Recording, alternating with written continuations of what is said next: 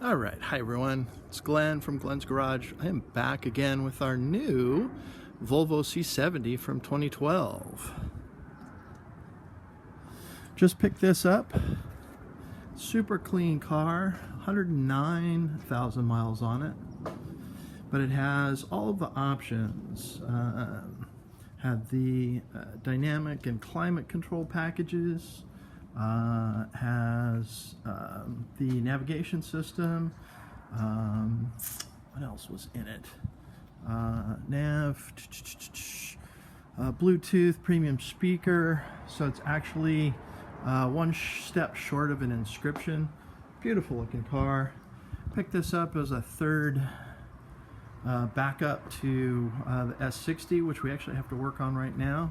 And on the front wheel, I've got something going on that's loose in the suspension. Can figure that out. But the reason we're here is because on cold engine startup, I had a really nasty noise coming from right down in this general area. So where we're at, front of the car, left side of the engine, passenger side.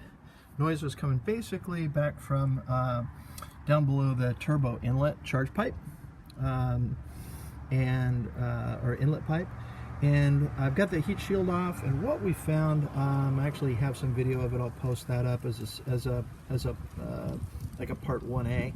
But back down in here, which is the vehicles are notorious for, is loose exhaust manifold bolts. So what we're going to do, we're going to start the car. I was able to get in there. Those are 13 mil. I was able to get in there with a torque wrench, looked up the torque spec, 24 Newton meters, 18 foot-pounds.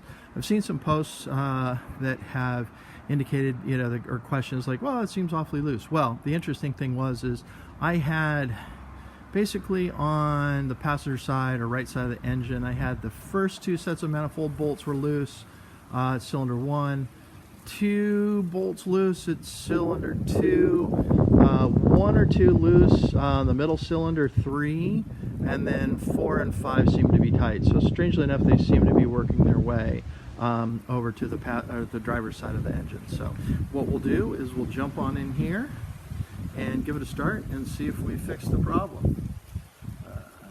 Watching all the forums, it seems to be a common problem.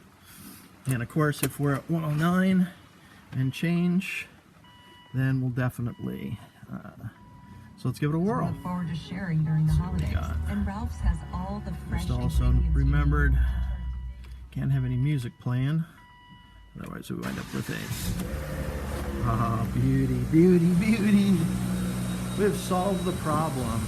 Now, I am concerned, I do have another thing to fix on this, but this was an intensely loud noise that came from this, and it's not really a rattle, it's more like a stuff. I also was able to actually get fumes from exhaust, which led me to believe that it was that notorious problem on these 2-1 platforms, which was the loose exhaust manifold nuts and potentially bolts. So what I do have on cylinder number 1, right down in here, I do have the top manifold bolt.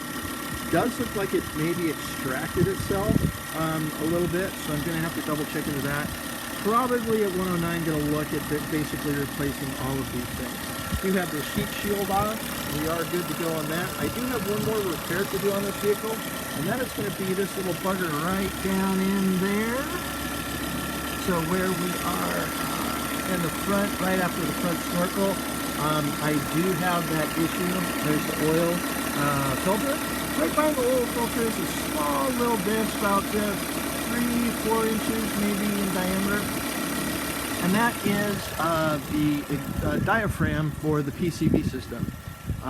And what happens with that is the diaphragm gets a small little tear in it, and then we wind up with a little bit of kind of like a whir or a whining engine. And we also wind up with a lot of positive, like too much positive crankcase ventilation, too much vacuum inside the crankcase. And once the car is driven, that whine kind of comes out. and it sounds like a power steering pump from the old days. And what it does is in that tear, it lets too much air bypass it, and as a result, it has too much positive crankcase ventilation pressure and will actually start to blow out the cam seals. So we don't want that.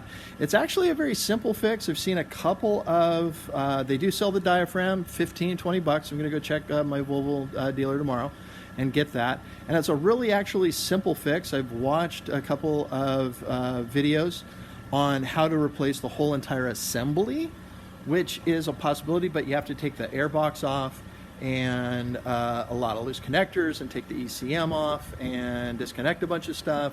And it is literally probably, you know, for a weekend mechanic like myself, probably take like half the day, maybe the whole day in order to do it. And the interesting thing about it is that if I'm going to take that air box out, I'm not going to put it back in. I'm going to be looking at grabbing some of Elevate's parts, since IPD really doesn't focus on the P1 platform, and looking at probably doing their whole intake side and then exhaust side on this vehicle. So I do need to wrap this up. Thank you so much for watching. We are going to be jumping on to the P2 chassis, the S60, the T5. Something is up on the passenger side right front. I'm going to get that apart and get a quick video going on that. So thank you so much for your time. Please like, subscribe, share, and comment if you would. It's not my main goal to become a YouTube, but it would be nice to be able to do this. And then we can get rolling on that Suzuki Resto Mod project as well, hopefully. Fingers crossed, get through the holidays here. Thanks so much for watching. Love this car.